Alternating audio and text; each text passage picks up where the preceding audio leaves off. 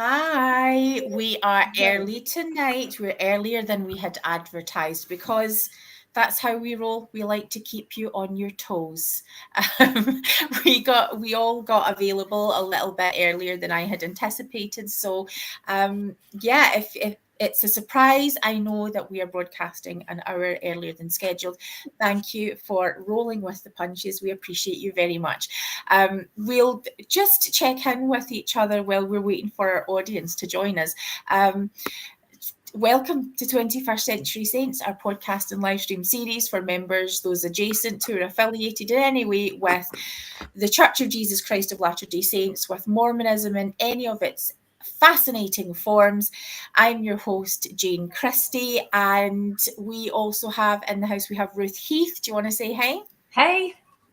And we have our Sarah Delaney. Do you want to say hi? Hi everyone. Awesome. So tonight is a show I have never wanted to do a podcast less than I want to do the one that we have in store for you tonight. I hate this. I've wrestled with it for a few days, but we're here. We're doing it, and I want to talk about why for a little moment. We talk often about impact in the church. Actually, do you know, maybe, yeah, what I'm going to do is I'm going to give you a little bit of background to what's been happening in our family home just recently. And then we will bring you up to date with the title of this episode, which is POX 2.0. Last weekend, last Saturday, we were woken by a visit from a couple of police detectives who had told us that our newest, youngest, littlest child, our newest forever child, who is trans, their best friend had completed suicide a matter of hours before. In their grief, their dads, their friends' dads, wanted our child to be notified in the most sensitive way possible. They are devastated. So we have another transgender, beautiful child who is another statistic who has been lost. Her name is Lucy. She has curls that are just enviable. She is a smiling girl and she's a happy girl, and we don't have her with us anymore. My child has been through a lot in their short 16-year-old life, and to break this news to them, to ask them to cope with something else that along with everything else that they've had to recover and heal from, was asking far too much, and yet they're doing it. They are coping. We, as 21st Century Saints and as individuals, send our deepest condolences to Lucy's family. We love you, and you have been the most incredible example of how at a time when you should be focusing on your own grief, you are focusing on our children, including them in planning for Lucy, for her service, and lots of other things that have helped my child to process the loss of their best friend at this extremely difficult time. This is exam season, and it's awful. It's unthinkable. So we stand in solidarity with not only those who are affected, but those who may be affected as we talk about this tonight. We want to just put out lots of trigger warnings. This is going to be a tough night. But I think also my hope is that it's going to be a discussion that's filled with hope. But first we need to talk about the tough stuff. Later on, that that day. I'm going to get Ruth to read the statement we're going to share tonight. There are rumours, and I just want to clarify these are rumours. Podcasts haven't really been talking about this yet because we don't have a lot to talk about. We don't know, but it looks highly likely that the church is going to move to reinstate exclusionary policies directly aimed at transgender children, youth, and adults, directly affecting the transgender community. At a time when my child was looking for faith, looking to connect, a matter of days after this rumour begins, and I realised in that moment that this policy, even the rumour of the policy, is enough to cause harm, and the policy, just the shadow of it, is causing damage today. I've been able to take my child to worship with other faith groups, and my child went to church on the Sunday following the tragedy of Lucy's death. This week, the policy comes out, and I have to think about I can tell my child, if it's a transgender child, if you're thinking about baptism. I'm not sure if it's going to be off the table for you right now. Also, as a transgender child, you may hear these things being spoken about at church, and it may hurt you. You may be exposed to teachings that are going to cause you harm and pain. Sarah has a background as a social worker and has lots of experience in the care and support of vulnerable children. And I was asking her, if you were our family social worker, and I told you that this child will be brought to live with us to keep them safe and to keep them loved, if you knew we were going to take our child into an environment where they may hear about these kinds of discussions, what would you think? And Sarah had let me know that she would be deeply concerned. It's something that would be very worrying. I had already had the discussion with my child that we're not going to go to church on Sunday because it is not safe for you. Even when I'm there, if something is said or discussed or causes pain, you look, a conversation, that's enough. The damage has been done. So we're going to talk about the shadow of Fox 2.0. We're going to maybe, first of all, just for some context, could we maybe talk a little bit about what the first policy of exclusion was? What was Fox number one, the November 2015 policy? Ruth, do you want to maybe mention a little bit about your understanding of what that was? Yeah, so 2015. Can you hear me okay? Because your sound is breaking up a little bit for me, Jane.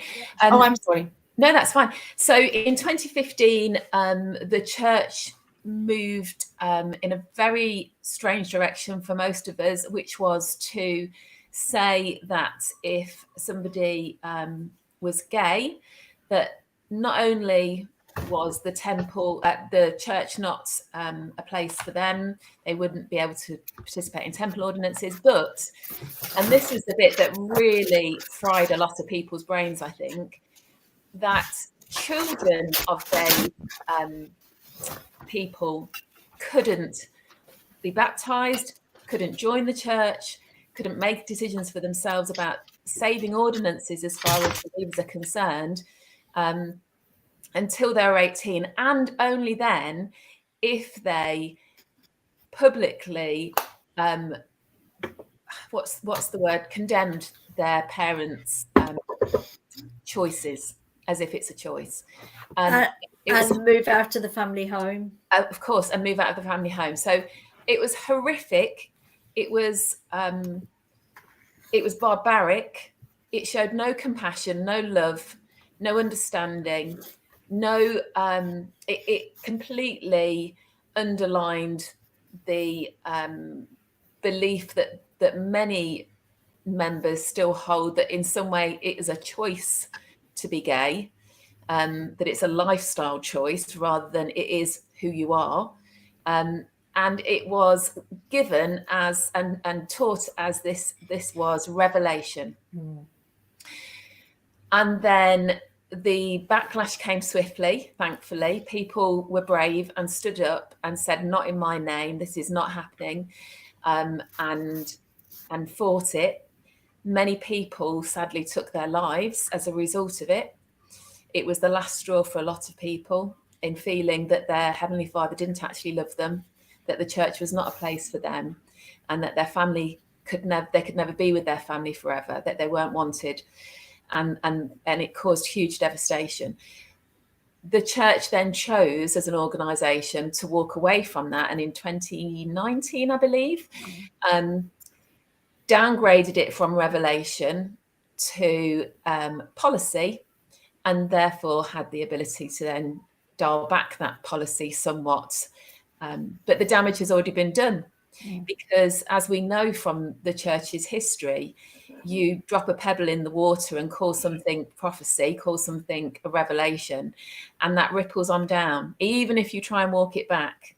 And I'm thinking polygamy, and I'm thinking the sexism, the racism, all of those things. We still have people talking about Mark of Cain and less worthy in the pre-existence, to do with the racism that the church is associated with. So I just know that there'll still be members that are saying it's a choice to be gay. So that was the policy of exclusion first time around, nearly What was the reaction amongst members, Ruth? Can you?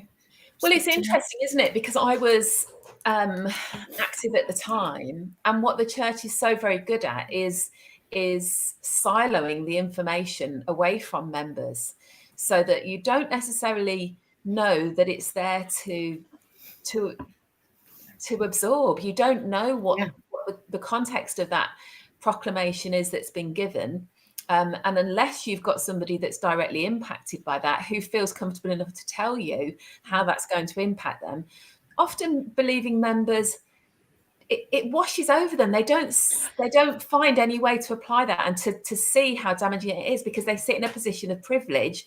If they are straight, and if they are white, and if they are male particularly, you sit in your positions of privilege, and then you're married, you've got kids, all those things, and you can't empathize appropriately with other people. Now, unfortunately, there are enough people at the time who could empathize, and who absolutely raised merry hell over it, rightly so. But it took 4 years to walk away from it again. And the harm caused was just immeasurable, wasn't it? And Doug Vincent has just made the point that his nephew and wife left the church over pox. Good for you, great. So many people left the church over that policy. I know I seriously considered it, and I didn't. And I've always had an element of guilt that I didn't stand as strongly and as unitedly with the rest of my gay community to say, not in my name. I've always regretted that I didn't at that time, but I didn't. I think there's a saying that I quote on Facebook some time ago that really touched me. Somebody was saying, if we're calling ourselves an ally, and we're calling ourselves a support, and we're not getting hit by the same stones that they are being hit by, we are not standing close enough. Yeah. And I think if we are not being hurt by these policies, and we're not recognising the pain and the grief and the horror, because it is horror that these policies are causing, if we don't recognise that, we're not standing close enough. Yeah. We're not.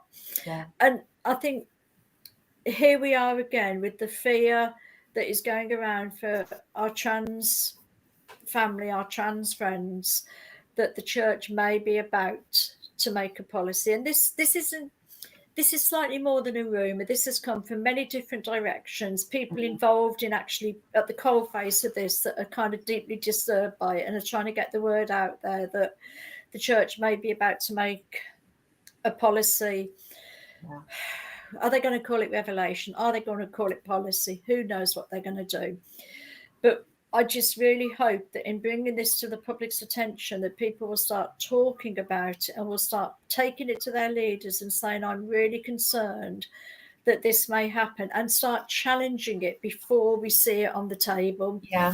And I think the other thing that really hit me really powerfully in the pain that Jane and her family have been through in the last week, the pain, the grace with which they've managed that pain, just how fundamentally, radically wrong it is to have to say to a child at their deepest hour of grief and sadness and loneliness and fear, to say the very place where you should get the greatest comfort, which is from church and your church community and your church family, I dare not take you there today because it's not safe for you. Yeah. And I think if we, which we clearly are, because Jane's there, we've all been there in different ways. I am incredibly grateful my grandchildren don't go to church and my children don't. Incredibly grateful they don't. And I think when we find ourselves knowing that church is not a safe place for our children because they may hear things that make them feel hated, that make them feel persecuted, that make them feel rejected, when church holds that place in our lives, it's time to seriously question who is leading this church, what is happening, and why do we not have leaders that can go and ask God God's will and come back to us with very, very clear answers about what God's will is? Yeah, because I guarantee that. Oh, sorry, Jane. I was going to say, I guarantee if they bring this in, that the stuff that's being reported, they will have to walk it back again. Yeah, they will. They will. So why not spare themselves and the world the pain of doing this absolutely horrific thing, and by bringing this in the first place? And what I would build on with what you were saying about the fact that it seems likely that this is coming through, and it's to do with the current leadership and who we suspect will be the next leader and what their history is with the gay and trans community. That sadly, this is in the context of where America is at the moment with its views on transgender and the rise of the far right Christian sort of movement across the US, that the rest of the world watches on in terror, to be fair. And I think it's more important than ever that those of us who don't sit within the Utah bubble or the Mormon heartlands, and that do represent perhaps views of Mormons, ex-Mormons, adjacent Mormons across the wider world, feel able to say to that contingent, you need to understand, if you consider yourself to be a worldwide religion, how the rest of the world will take this. It may feel very comfortable to say to a right-wing conservative US voting pool at the moment. It might slide down really smoothly. It does not gel with the rest of this planet. Yeah. And we are God's children too. So you've got to. I am going to come in a moment to our friend of the show, Doug, is asking us what will this policy be for. We're going to talk a little bit in a moment about what the existing policy says, contrast it with, we're going to provide a little detail about the rumour and where you can find more information on that. Before we do that, I want to just stress again that we're not having this conversation in order to scaremonger or to make people worried where there is no cause to be worried. When any child has been affected by suicide amongst their peers, they immediately become at much higher statistical risk of also completing suicide or attempting suicide. The statistics around the figures around transgender youth having to be in a place where they are statistically more likely to commit suicide than not. The statistics around it in the UK are shockingly high. 92% of trans young people have thought about taking their own life. It's when something like this happens, we're watching for clusters, and so these are real fears that I have, that my child is going to be exposed after this horrific event to things that are going to yet again increase the risk as we are seeking to manage it. And the worst thing I could possibly do at this time is to take my child to church. Yeah. We had taken a trip this week to Glasgow, specifically looking to find some things like wristbands and some things that our child could wear as they prepare to go to Lucy's funeral. And we found, I want to give them a shout out, because this is how to do it. This is church, I'm telling you. The website is called Celebrate with Pride, and this is a Glaswegian small business owner who uses sales merchandise that has been created by the LGBTQ plus community. And as we're looking for items, and we tell her what the context of us looking for these things for our child, we tell her about that. She mourned with us. She was personally invested in it. Thank you so much, Olivia. Your kindness was incredible. This is not sponsored content, but I swear I will be talking about this business a lot, because this is the kind of safe space that is needed. She sent Landon home. She sent a gift for us to give to Landon, a hat with a trans logo, with a heart, and our child was so, we were so touched. Our child was really touched by that, the fact that someone that they don't even know can stand in solidarity.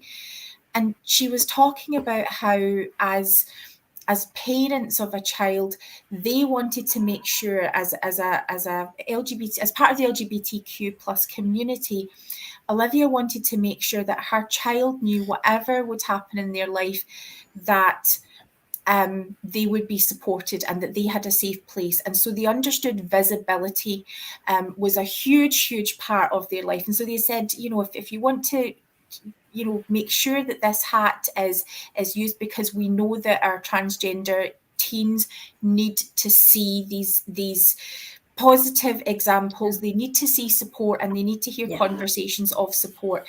Now, what we're experiencing in church is utter terror that our child is going to be further harmed, that further damage is going to be caused. And to hear teachings about how things are all going to be sorted out in the afterlife, children would rather complete suicide and throw themselves on God's mercy than they will on our church's mercy. And that is sick, that is cruel, and that is not okay. So I'm going to come to Sarah. First of all, will you read what the current policy says? Yeah, sure. And then we're going to come to Ruth, and you're going to talk about that post from Latter Gay Stories. Yeah. Okay, this is taken from the Church Handbook, and it says, gender is an essential characteristic of Heavenly Father's plan of happiness, says the General Handbook. The intended meaning of gender in the Family Proclamation is biological sex at birth.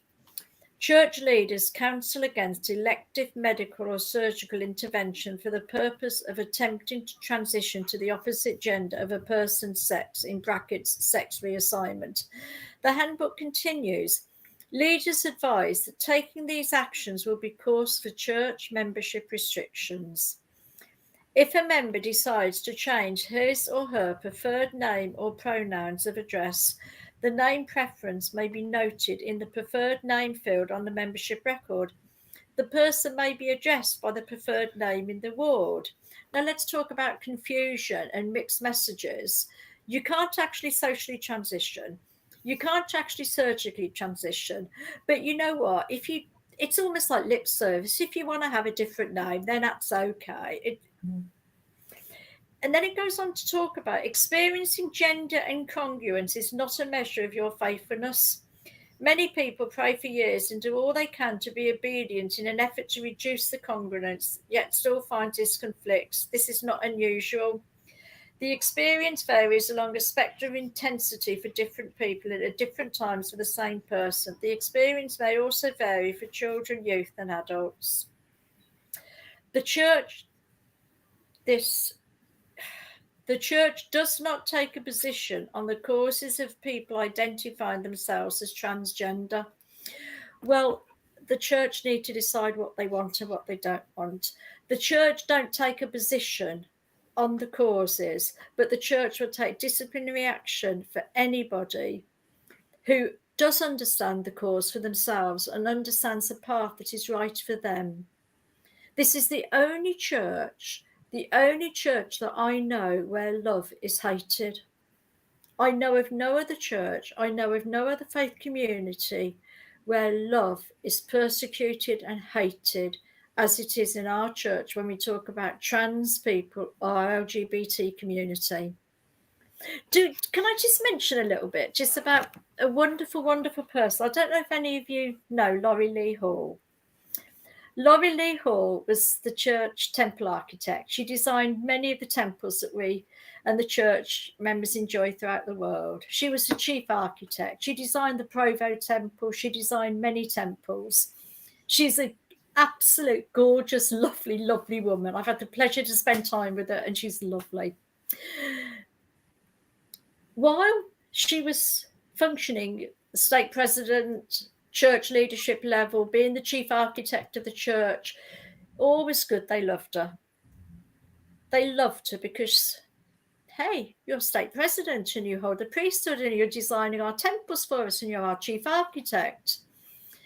As soon as Laurie Lee Hall could no longer live that role, as soon as Laurie Lee Hall had to live according to the gender that she knew she was, had to transition, the rejection came thick and fast. She was sacked.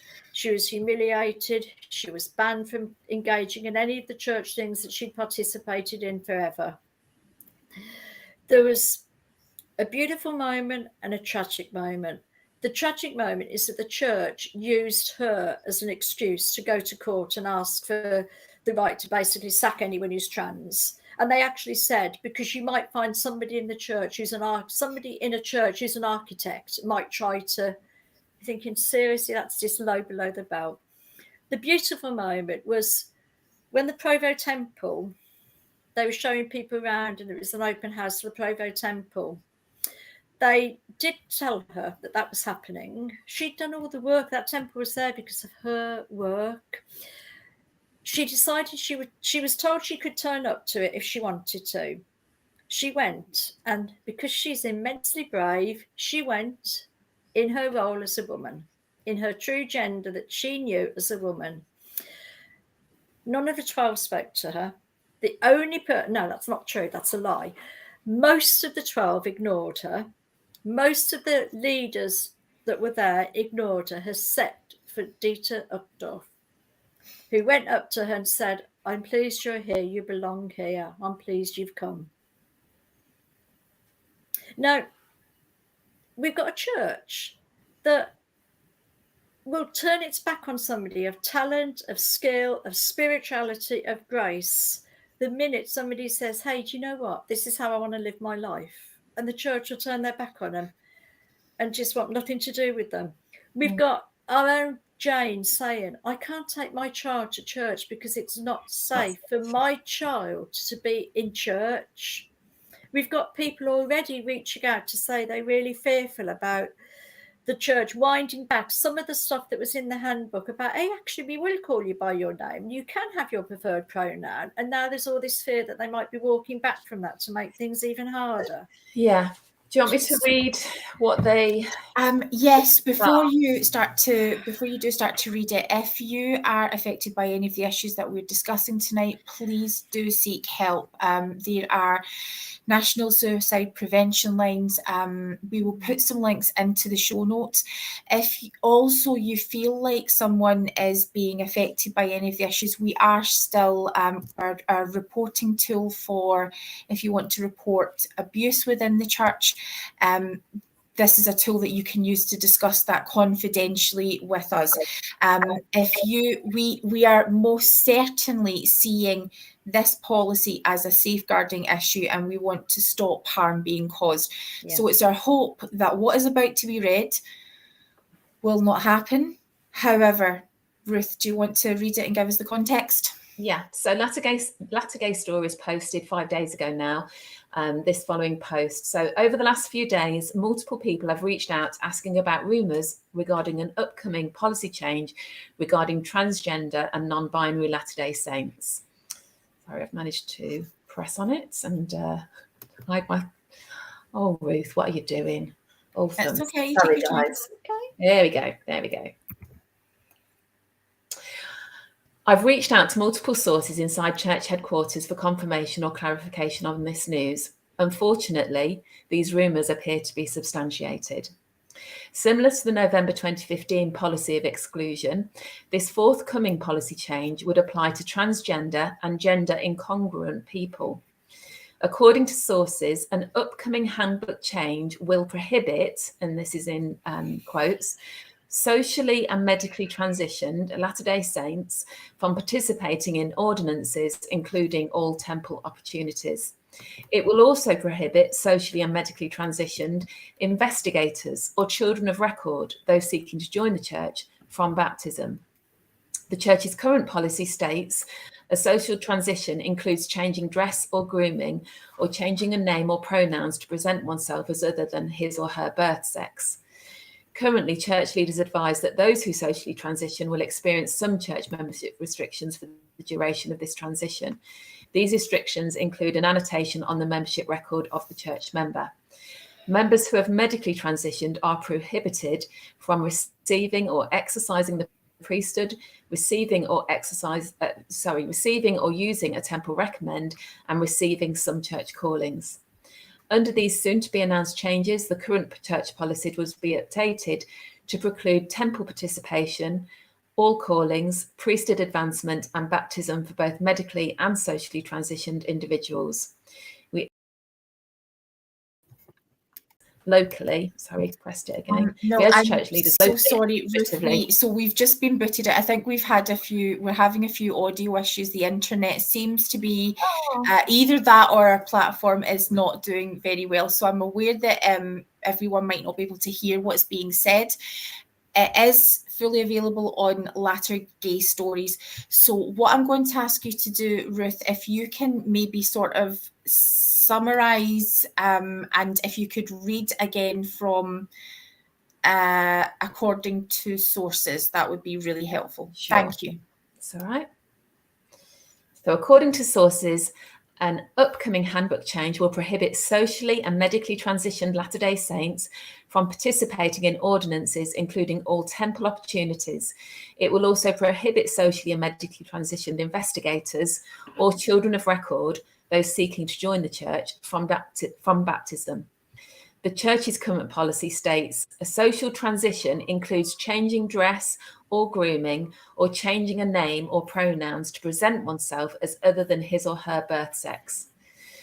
So currently church leaders advise that those who socially transition will experience some church membership restrictions for the duration of the transition, including an annotation on their church records. But members who have medically transitioned are prohibited from receiving or exercising the priesthood, receiving or using a temple recommend, and receiving some church callings. Under these soon-to-be-announced changes, have we lost it again? We're back. I am so sorry. Yeah, it's unstable. We keep getting booted, so I'm really sorry for the connection problems that we're having right now. I do apologise. Okay, Ruth, if you want to keep going from where you left off. Oh, bless you. Okay. So under these soon-to-be announced changes, the current church policy would be updated to preclude temple participation, callings, priesthood advancement, and baptism for both medically and socially transitioned individuals. We urge church leaders locally and administratively to follow Elder Ballard's 2017 council admonishing members to do better than we've done in the past when it comes to listening to and understanding the LGBTQ experiences. So it looks like they're hardening their hearts. It looks like they are doing their best to focus on what's in someone's knickers rather than what's in someone's heart, mind, soul, and allowing the church to determine how somebody lives out their days rather than that person's autonomy to say, this is with integrity, this is who I am, this is how I need to function in this world. And as you said, Jane, it's not being too overly dramatic to say some people who believe in the church will choose to throw their mercy on God and walk away from this mortal coil rather than go through it without love and acceptance and kindness. And that is barbaric. How does any of this fit? Any of it fit? Even what we've got, without thinking of it getting any worse, how does it fit with Russell M. Nelson having been given a reward for peace and having given a talk at a conference about the importance of peace and civility and kindness? I don't understand. How can you give somebody an award for peace when actually the organisation they preside over is absolutely driven to drive out love unless it's the kind of love they approve of? Yeah. I don't understand it. Yeah. It's hideous. And this is just my little old opinion, but I know that you guys share it. It comes down to the misogyny. It comes down to the patriarchy. They cannot wrap their tiny minds around the possibility of any woman, whether she was formerly a woman or whether she's now a woman, being able to hold the priesthood. Yeah. So somebody like that architect served as a stake president, has the priesthood, but is now a woman. Oh my goodness. Shock, horror. Or vice versa, formerly sat in Relief Society and has now had the bravery to say, actually, this is who I am. And I am a man and I need the priesthood. No, can't possibly, because at one point you were a woman. I think it really exposes them for what they are and for the misogynistic patriarchal culture that underlines it all. Because how would it hurt? How in every other area of the church where people will say, we don't really understand this, but we'll let God sort it out in the eternities. Why on this thing? Why with this? Were they prepared to rather children kill themselves? People live unhappy, unfulfilled lives rather than, do you know what? Let's be kind. Let's say we don't really understand, but let's be kind. Let's make it open to everybody and be inclusive and be the sort of show the love that the Saviour would, and let the chips fall where they may in the eternities if we don't understand it. I'm sure God, unless he's going to send an angel to explain it point by point, I'm sure God will understand how we got to the point where we chose kindness and we chose love. Yeah. I don't get it. It really is about issues around LGBT issues that this church seems to be able to leave everything else to do with God, but nothing to do with that. Yeah. So they have to intervene and get it wrong. And yeah. I am not sure if my audio will even. Oh, she's gone. Oh, I think Jane's is. It's been funny, Jane's audio. I think Jane's evening, hasn't it? We've all gone, and Jane's back, and I'm back. Oh, we're all back. We're like checking the boxes tonight. This is kind of really. Sorry, everybody. This is problematic, isn't it? Sometimes our streaming platform decides it doesn't want to play, and it's quite rare, but it's been one of those nights. So I'm super, super sorry. Do you think it's protesting about the church's possible new policy? Yes. And it's getting it in there that it doesn't I even think want we're to have, sizzling with has no rage truck so with much. it. I think we're sizzling so much that actually we're just crashing. We're bringing the thunder. Yeah. So I'm not sure if you'll be able to hear this, but like I say, I want to talk about some of the positivity. I firmly believe that if we start kicking up hell about this, it's the last possibility that maybe will they change their mind? Wouldn't that be wonderful if we can start raising our voices? So tonight is part of our offering to be able to do that. We are raising this as a safeguarding issue. It is our hope that this will not happen, although we're already hearing that baptisms have been put on hold for the moment, where transgender people may be affected. I want to tell you about this fantastic Twitter thread that I came across this week that I didn't know, and I've been really excited about. So I'm going to give a shout out to his name is Evan. His Twitter handle is the Book of Evan, and he tells us, did you know, because I did not, there are stories of transgender people being sealed in the Mormon temple. I'll share one with you now. He tells us that this is a retelling of a story found in the book Gay Rights and the Mormon Church Intended Actions, Unintended Consequences by Greg Prince. This is an account that Greg Prince personally witnessed when he was an Elders Quorum president. A recent convert had undergone transgender surgery prior to her baptism in 1977. Her baptismal recommend listed her prior and current names and noted she is a transsexual. Now, we're not going to talk about the problematic language there. Let's just move on. A year after the baptism, a stake presidency councillor consulted with a general authority about the possibility of someone who had surgically transitioned being married in an LDS temple, and the answer was yes. Hugh Pinnock was the executive administrator, equivalent to today's area president, and wrote the following to the stake presidency in June 1978. The answers that you are about to receive are somewhat consensus in nature. Pinnock authorised the woman to receive her temple endowment as a woman, going through with the name she was baptised under. He also authorised her temple marriage, so long as she explained her quotation marks, present physical body to the man she marries. And get this, Pinnock underscored that, quote, some of the brethren feel that she has an eternal male spirit in a physically mutilated body.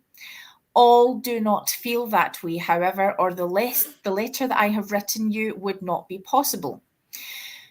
Who were the brethren in June 1978? If you have a look at the April 1978 General Conference report, and if you have a look at the Book of Evan's Twitter handle on Twitter, he gives you this information. He's got a short link, but he sends a screenshot, and there are some familiar names. We have, let's see, we have Spencer W. Kimball, we have Boyd K. Packer. There are the same names who we would expect to see. The stake presidency were so surprised that they contacted another GA, Robert Simpson, who gave a very strong no. But since Simpson's no wasn't aligned with existing church policy, she was allowed to be married and sealed in the temple. Greg Prince personally attended the temple wedding in February 1980, which was performed by Hugh Pinnock. Less than a year later, the church took a hardline stance. And there's a link to that quote. In his book, Prince outlines the evolution of the church's language around, again, I'm going to change this to transgender issues in subsequent handbooks, which never gives much clarity and underscores for me the fact that these guys are making it up as they go along. Thank you so much for that Twitter thread. I did not know that, and I desperately want to go and rush out and buy that book. Apparently, this is one of a few surprising stories. Thoughts, ladies? It's such a unknown quantity for the church, isn't it? They can't wrap their head around these things because they are not men of science, and they, in my opinion, as a non-believer anymore, they don't talk to a higher being. It's just down to the backwater beliefs of some people who've sat in a little bubble being told they're wonderful their whole lives, and their stunted life experience really shows. The fact that they don't understand that there are chromosomal differences across the whole of the human experience that often we don't even know about ourselves. So certainly just looking down and saying what's in my knickers, or looking at a newborn baby and trying to decide who that baby is, what their gender is, what their sexuality is from birth, is impossible. It's impossible. So why not just listen to people? Because nobody chooses a harder life than it needs to be. Nobody is choosing to be gay, to be bisexual, to be trans, unless that is the only way to live with integrity and to feel comfortable in their own skin. Because life is hard. So nobody makes it harder than it needs to be. And the fact that they can't wrap their head around that and be kind and compassionate tells me that the church is not a good place to be. And despite all the other things, doctrinal things, choose to be somewhere where you can feel happy, content, loved, compassionate, all of those sorts of things, feel acceptance. Yeah. And I just don't see it within those walls. It's really sad, isn't it, that we have children that we feel are too vulnerable to be at church. Jane has a child she feels too vulnerable to be at church. I have lots of grandkids. I have a huge amount of grandkids, but one of them in particular I would feel was far too vulnerable to ever set foot within the church, because I would fear for the impact it would have on her mental health. Yeah. There's something radically wrong, isn't there? Yeah. And I worry that all those years that I was attending church, that for those people that were having those experiences and were having those moments of pain and heartache, took my presence at church as condemnation of them. That, you know, that it's again one of those things that is a 3 o'clock in the morning worry for me, that I want to be vocal now so that people that I care about, people that I love, know that it was never good. It was never okay. And me being there in no way sanctioned those things, and I was wrong to associate with it. That's how I feel now. I know you guys feel differently, but that's how I feel about it. I feel not in my name. It's not even neutral. I feel angry that me attending in any way gave credence to their awful, hideous, barbaric beliefs. Yeah. I am super aware. Our darling Alana is in the chat. So hey girl, we love you and we're so proud of you, and yeah, we're excited. You know, it's really exciting that you have graduated from this space, and I know we'll see her again. She'll be popping back in. But yeah, Alana's living her life right now. But I'm thinking about, even as Alana has stepped back from this space, she's probably not aware of the news about what we're talking about tonight, and all this announcement is going to do is reinforce Alana's decision that it was absolutely the right thing to get the hell out of there. Yeah. I am livid, and the entire time that we have worked in this space, advising someone to leave a church is just never something I would dream of doing. Telling someone that they shouldn't go to church, telling someone, I am here to support whatever decision you make. I am here to listen as you wrestle with the big questions and decide what's right for you. it is this week that I did something that would be defined as apostasy, that I'm telling my child church is not safe for you. And I am furious because it should not have to happen. But it is true. And if it comes to your feelings, then I pick my child over the. I am super aware. We have a fantastic ward, and I know that our bishop, has said that if there are any issues, just come and speak to him. The problem is that's too damn late. We need to be doing things ahead of time to create safe spaces. Otherwise, telling you that something has happened, the damage has been done.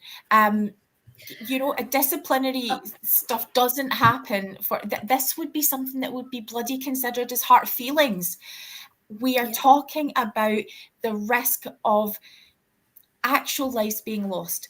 When transgender young people and adults, one simple thing that you can do right now, and it brings the likelihood of completion of suicide or suicidal ideation, it brings it back down to the same level as it would be for the rest of the general population. One thing: use their pronouns. That's it.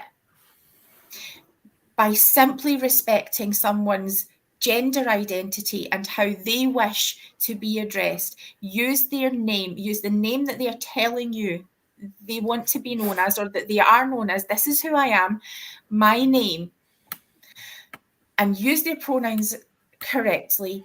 You save lives. Can I as such a powerful point, can I just read what Heidi Christensen said? She said, "Hello, I'm a mum of not one, not two, but 3 LGBTQ kids. This really is damaging from the so-called church, and I'm heartbroken the church I once loved is so unloving. We need to be absolutely clear. The church have not yet brought out a new policy, but there is fear and rumour that they will do. But we absolutely understand your pain, and I'm so sorry that you have to experience that pain of seeing a church you've once loved as unloving for your children. We don't know this policy is going to come into play, but we're really anxious to do all we can to raise awareness of it, to try and prevent any hardening of hearts." So I was madly scrolling through my social media to try and find it. I was mentioning it to you guys earlier. There is a survey that the church wants to put out to 18 to 30-year-olds, so young single adults, and it's a survey that they're willing to pay for from the what I remember of the information, but talking about gender and identity. So on the one hand, I think they are putting this information out there to say we might be doing this, and I think they probably will do a version of this.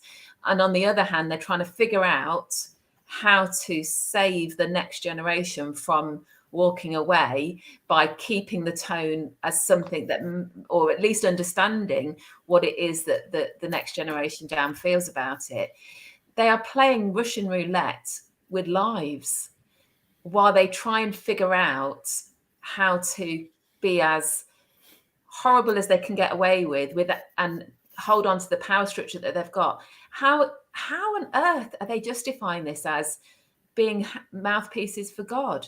On the one hand, doing a survey about it, and on the other hand, they want to throw out these sorts of messaging to say that we might do this policy. Yeah, could I just ask you, just because we seem to have a bit more stability now, and because I know that lots of people have just recently joined us, would that be okay? Yeah, I'll try.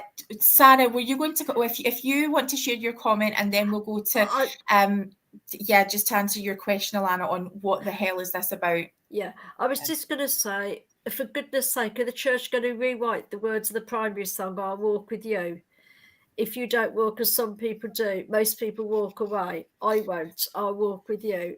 I think the church needs to rewrite that. Yeah. Because it's no longer true. So it needs to be rewritten. I'll walk with you, in brackets, conditions apply. Oh, yeah. I may walk with you if I like you, if I approve of you. If I don't, I'll run the opposite direction and put a brick wall up. Yeah. So Latter Gay Stories 5 days ago said, over the last few days, multiple people have reached out asking about rumours regarding an upcoming policy change regarding transgender and non-binary Latter-day Saints. Oh, we've not lost her again. We've lost her again. Me. It's me. You're kidding. No, Oh, do you know what it is? The internet hates this fucking policy. This is what it is. And I'll tell you what, so for you to use the F word, this is bad. Yeah. know, right? You don't go there. I do. My kids are going to kill me. This is my favourite word will come out before the end of the night about this policy. I think a little bit of never did any harm. This is true. Oh, Doug's getting dizzy. Sorry, Doug. We're trying to go around the other way in a minute. Yeah, so we're just going to do one more try. Okay, one more try. Yeah, okay. let's do it. Okay, I'll read really, really fast. The church, according to sources, an upcoming handbook change will prohibit socially and medically transitioned Latter-day Saints from participating in ordinances. It will also prohibit socially and medically transitioned investigators or children of record, those seeking to join the church, from baptism. The church's current policy states a social transition includes changing dress or grooming or changing a name or pronouns to present oneself as other than his or her birth sex. Currently, church leaders advise that those who socially transition will experience some church membership restrictions for the duration of this transition. These restrictions include an annotation on the membership record of the church member. Members who have medically transitioned are prohibited from receiving or exercising the priesthood, receiving or using a temple recommend, and receiving some church callings. Under these soon-to-be announced changes, the current church policy would be updated to preclude temple participation, callings, priesthood advancement, and baptism for both medically and socially transitioned individuals. We urge church leaders locally and administratively to follow Elder Ballard's 2017 counsel, admonishing members to do better than we've done in the past when it comes to understanding and listening to and understanding the LGBTQ experiences. There was a few things in there that I just wanted to circle back to, which is to do with people's dress and people's grooming.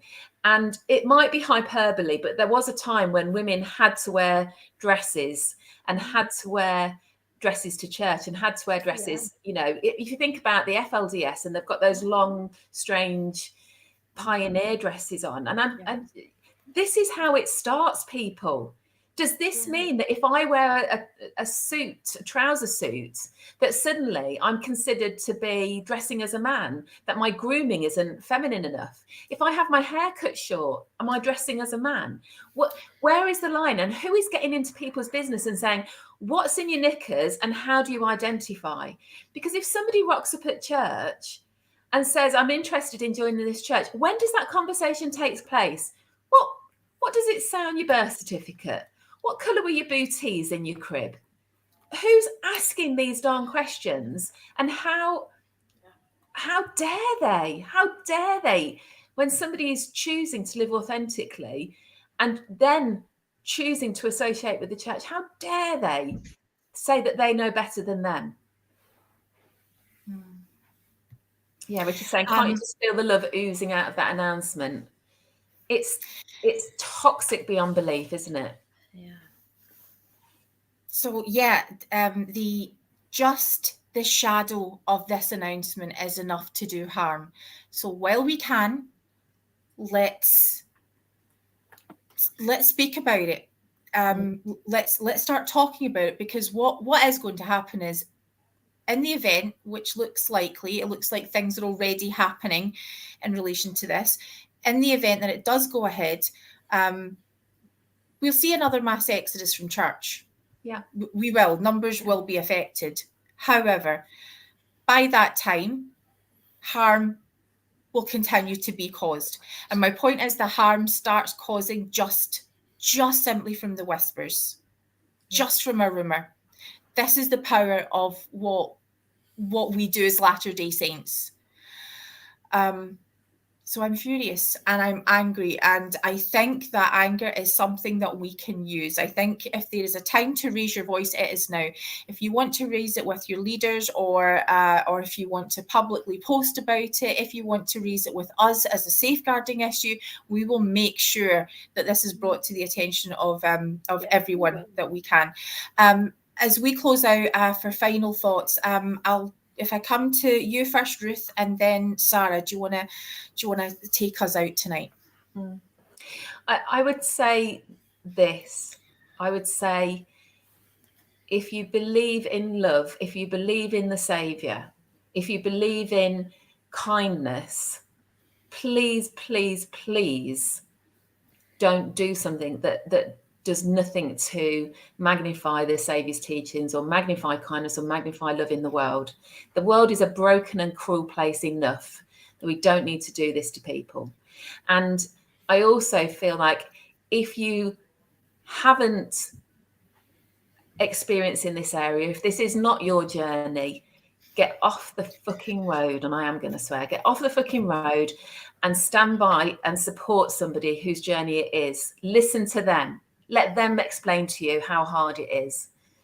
Don't tell them how to walk their walk. Listen to them and help them and support them, because what the church is doing, what they did in 2015 and then dialed back, and what they're purporting to be doing now, is vile. It's absolutely vile, and it's coming from a power base of very insular, very toxic masculinity, and it needs to stop. So if you have any way to have a voice, if you have any way to express the pain, disgust, anger, then really, really now is the time to do so. Oh, Ruth, I love what you just said then. Absolutely love every word you spoke. Earlier on tonight, Jane said about apostasy, because they're saying the church was not a safe place to take her child. And I said the church is not a safe place for particularly one of my grandchildren, and not for any of them. If it's apostasy to say this church is not safe for our children and our grandchildren, then there's a serious problem.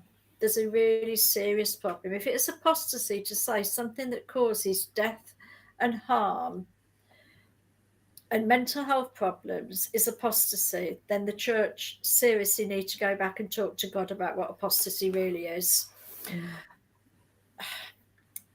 The only way I've just got one word that just sums up totally how I feel. It's nowhere near as eloquent as Ruth's wording there, but the only thing that sums up how I feel about any attack on the LGBT community, with a particular focus on the trans community, any attack or persecution of that group, is absolutely nothing short of fuckwittery. And this church needs to sort themselves out, because it's fuckwittery of the worst possible type and behaviour that they can actually start displaying. And they need to walk back from it right now and not go any further. And if the rumour, if the information that we have been given, if everything we have discussed and brought to the table tonight for discussion is false and is wrong, and the church have no intention of doing that, then I call upon the church now to publicly make that statement and to publicly deny that they have any intention of making life more difficult for the trans community. If you're not doing it, church, then get your bloody head out of your backsides and get out there publicly and say, we will not be doing this. It's a rumour and it's not true. If they do it, it's fuckwittery at the worst degree. And that's actually a really good point, because if it wasn't something that is seriously, it's another validation that they haven't denied this either. Sarah, I'm super aware that as we are all working in this space to safeguard children and vulnerable adults, that when we make a really clear-cut statement like this, church leaders don't love it. We try to make sure our language is unlikely to offend anyone. That includes church leaders. We don't want to, we have different approaches that are appropriate to who we need to speak to. and we try to meet our church leaders where they are, within the framework that they are, whether it's limited by or that they are bound by. But let me just ask you this question again, Sarah, because I asked it for myself the other night. I'm going to ask you on behalf of myself right now again, but also for other, as a safeguarding issue for other parents of transgender children. Is it safe to take your child to church this Sunday? I don't believe so. I believe until we can be absolutely clear that those children will not be exposed to ideology, teachings and comments that could cause harm, the church cannot be a safe place. And that isn't about the individual members that sit in the pews, because most of them are fantastic, compassionate, beautiful, lovely people.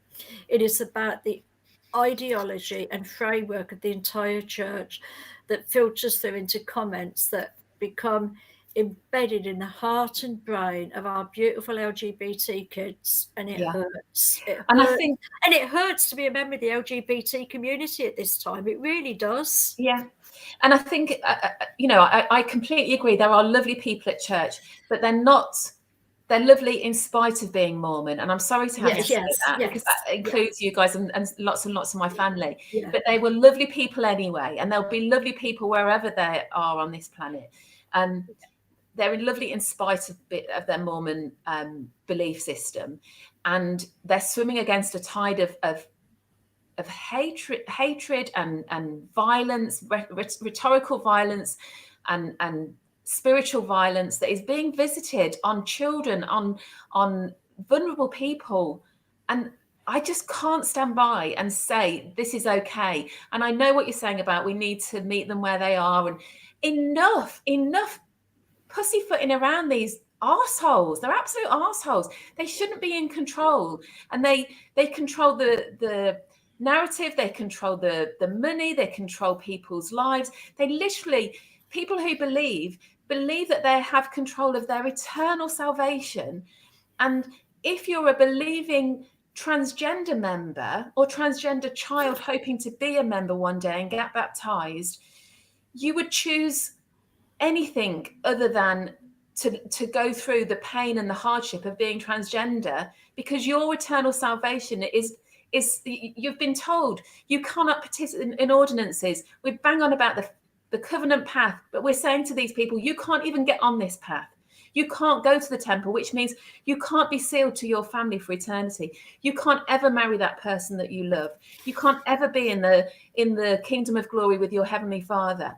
That's what we're saying to people. It is spiritual genocide, and I absolutely abhor it. Spiritual genocide. I love it. I love that. We're gonna wrap up. We end so often blessing journeys.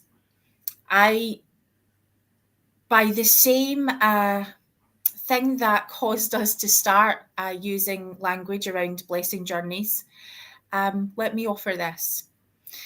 To the Church of Jesus Christ of Latter-day Saints, I warn you and I forewarn you, if you do this, you will be the cause of great mourning, and we will not abandon our transgender brothers, sisters, and siblings. We will not do it. No. If you ask us to choose, we choose them. Yeah. Making this decision will be a blight and a curse upon the church. It will. And I testify before God to that. I want to thank everyone who's been with us here tonight. I want to thank you for sitting with us in our grief. And again, I want to acknowledge those who may be listening who are family and friends of our beautiful Lucy. We love you, and we bless and consecrate your grief. We are with you.